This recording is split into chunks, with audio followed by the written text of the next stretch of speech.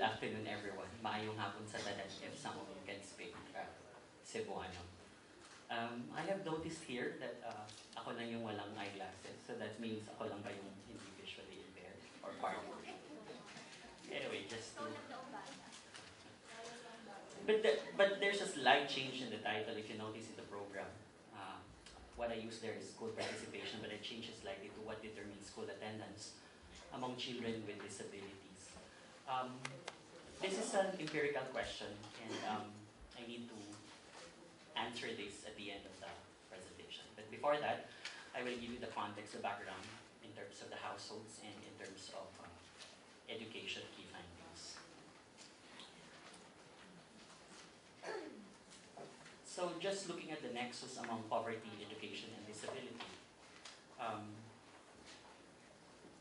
Disability is said to be associated with poverty, either as a cause or as a consequence. And then PWDs are said to be poorer and or relatively more disadvantaged in many respects. It's according to the paper of Mitra et al. And in the Philippines, poverty incidence among households with PWD members was estimated to be around 4 times as large as the poverty incidence among Filipino households, according to Sir Soya. And focus on education, progression rates to higher education levels were also found to be lower among PWD children, according to the World Health Organization. And focusing on, in the Philippines, PWD women and children were found to have lower literacy and school participation rates and generally have lower education attainment than male PWDs and non-disabled children. So just going through the literature, because I'll be using some of these variables in an econometric model later on, but the results will be presented in a more generalized statements. So these are studies done in most developing countries. Tuliao and Rivera for the Philippines, but this is not for PWD children. The data they use is from CBMS, somewhere in Eastern Visayas.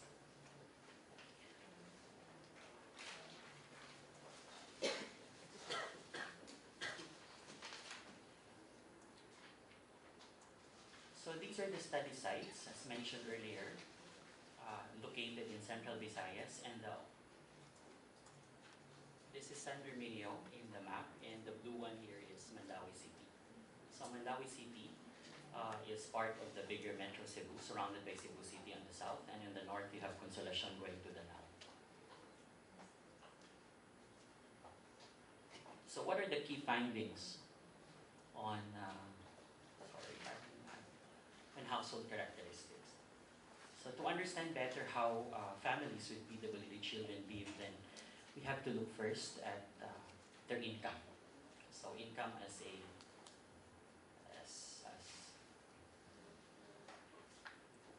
noted there, you have Philippines in general, you have 124,000 average income.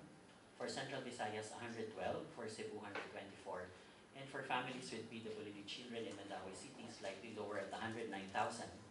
And in San Remegio, much lower, only at about 57,839. So comparing the average household income.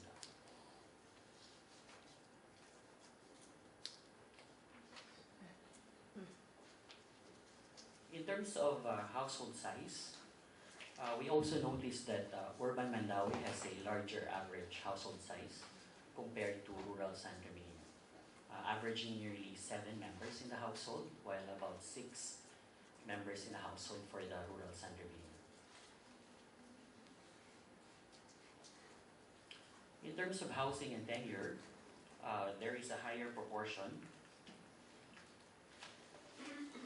In Mandaue City, more than 22% of the households with PWD children live in informal settlements. The slide before that, please. Sorry. Okay. And in San Remegio, only 7% of the households with PWD children can be considered living in informal settlements. Overall, 35% in Mandaue City, where those households with PWD children are considered to be living in informal settlements. Now we also go to their house structure or their housing, what Mandaue City, households with mobility and hearing impaired children live mostly in makeshift housing. In San Remegio, the makeshift housing is common among households with visually impaired children.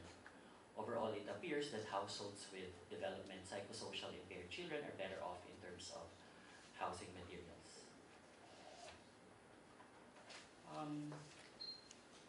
We also look at the government transfer, some form of social protection received by these different households.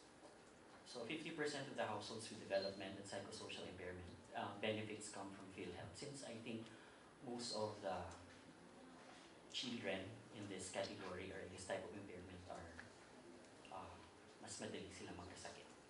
So they are the ones availing mostly of the PhilHealth.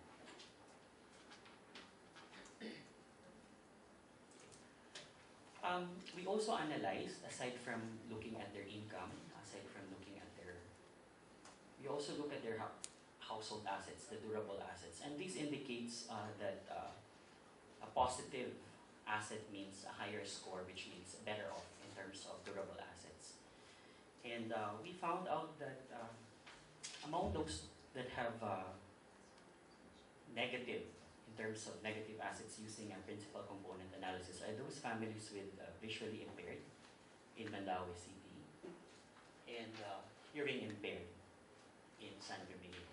And again, it goes to show that those families or households with development or psychosocial impaired children are relatively well off in terms of assets or in terms of asset index among those families.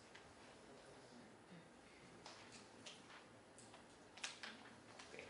So 50% of the households with development or psychosocial impaired children are considered non-poor, and about 27% of the households with mobility and visual impaired children are considerably poor. And analyzing further, we also look at the proportion of average total income of households with PWD children by decile. So the bottom 10%, the poorest, accounts only for about 0.4 to 0.5% share of the average total income, whereas the highest or considerably the richest families there accounts for about 34.8%. If you add the bottom 50%, it only accounts about 30% of the total income, while the top 50% accounts for about 70% of the average total income. Trying to look at the school participation by income quintile in San Remegio, it goes to show that the first quintile are the poorest ones, and about only 40% are in school. And with the highest income at fifth quintile, 100% are in school. While the situation is quite different in Mandaue City. As expected with many school facilities in Mandaue City, even the poorest one can go to school, as indicated by the first quintile in there, wherein there is a 100% school participation of the PWD children. Now let's go to the key findings on education. School participation rates among children with disabilities are lower compared to the national average. So if we look at by age group at 6 to 11, at the national level it's about 98.7%. Region 7 comparably is lower slightly than the national average at 97.8%. Mandaue City is 90%, and if you look at San Remegio for the same age bracket, it's about 73.9%. These are for PWD children. Age 12 to 15, what happened is there's a drop from 90% to about 88.9% and about 61% in San Remegio. And as they age, as they grow older, you notice of a sudden drop in San Remegio from 61% to only about 14.3%. So habang tumatanda sila, they usually will stop after 15 years of age. Disaggregating further, this goes to show school participation age, school participation rate by age, by group, and by sex or by gender. So both boys and girls with impairment are likely to drop school as they age, about 16 to 18, but a huge decline in school participation rates are for boys in the same age group. So among Among the sample children, boys are likely to drop out of school more than the girls. So even for the PWD children. So higher school participation rates are observed among mobility and hearing impaired children in both study sites, primarily because mobility impaired can be joined with the mainstream, and it depends on the severity of their case. So lowest school participation rates are for children with development or psychosocial disability. So we also look at the proportion of sample PWD children who are currently in school. And currently in school. So surprisingly, you would notice in there that psychosocial children have a higher proportion who are not in school. I think that's the orange, not in school. And the highest proportion, now I realize that I cannot see. Yeah. So I have to look at my left. So the highest school participation there is among the hearing. The reason because Mandaue City has a SPED school that caters this type of impairment. So it's easier access for PWD children in Mandaue. So proportion of sample children who attended SPED. So we further asked, have they attended SPED school? And of course, it follows that the mobility usually do not go to the SPED school, but the hearing impaired and the development psychosocial usually attends SPED school. So this is school participation by impairment, and we look at it by age group again. So for mobility impaired, wala na nag-aaral at age 16 to 18. And then for visually impaired, sudden drop as they age at 16 to 18. Okay. For hearing impaired, you would notice that still they continue attending school even as they age to 16 to 18. Okay. And then we also look at, we captured that some of those we interviewed households actually are members of or beneficiaries of 4Ps or Pantawid. But still in Mandaue City, despite being a member of 4Ps or beneficiaries, still some children are not in school. But I have to be careful in declaring this one because the PWD child might not be the beneficiary. Pwedeng pang-apat na siya or pwedeng siya na yung pang-lima. And that is something that we have to still ask the DSWD kung pang-ilang member na siya. While in San Remegio, it goes to show that, yes, more of those 4P households are actually studying. I mean, those children who are in the 4P households are attending school, except for the mobility impaired. Looking at the distance, if distance mattered to families with PWD children. And most commonly, the hearing impaired live farther on average in both study sites to schools. So development psychosocial impaired children seem to live closer to schools in both study sites, and yet sila yung madaming nagda-drop. Sila yung hindi nakakapag-aral. Okay? And we try also to map the school facilities in Metro Cebu. The purple ones there are the PWD children, and going to the left, going down there to the left, are the SPED schools spread all over Metro Cebu. And we noticed something that konti lang masyado nung nasa Mandaue na SPED schools. Most of the SPED schools, both public and private, are located in Cebu City, going to the south. And there are two that we found in the Mactan Island, in the adjacent island there. One for elementary and the other one for high school. So perhaps it's really a constraint, a challenge to those households with PWD to send their kids to school. And in San Remegio, apparently there is no SPED school, but they are trying to put up a SPED school. And currently, there are about 22 students or pupils who are enrolled in the elementary school. And they asked a teacher, which is paid by the municipal, so it's not yet formal as a SPED school. So si Teacher Michelle ay isang hearing impaired. So the students are actually also hearing impaired. So not catering the other types of disabilities. So the official DepEd SPED school that we found is in the neighboring city, Bogo City. Where is Bogo?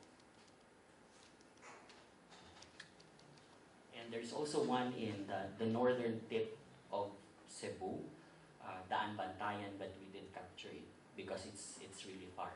Mas malayo na siya. Okay. So what determines school attendance basing from those discussions earlier? So we have a logistic regression and the full paper will come out sooner with all the details of that. But number one, PW child gets older, there is a high chance that he or she will stop school. So negative.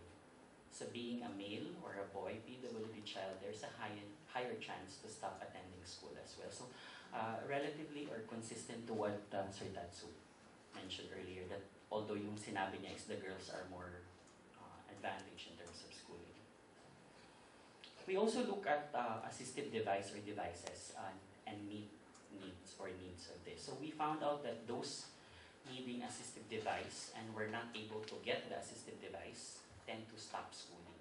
So negative. So kailangan ng PWD child ng assistive device and hindi siya nabigyan. So mas mataas yung chance na mag-stop siya ng school.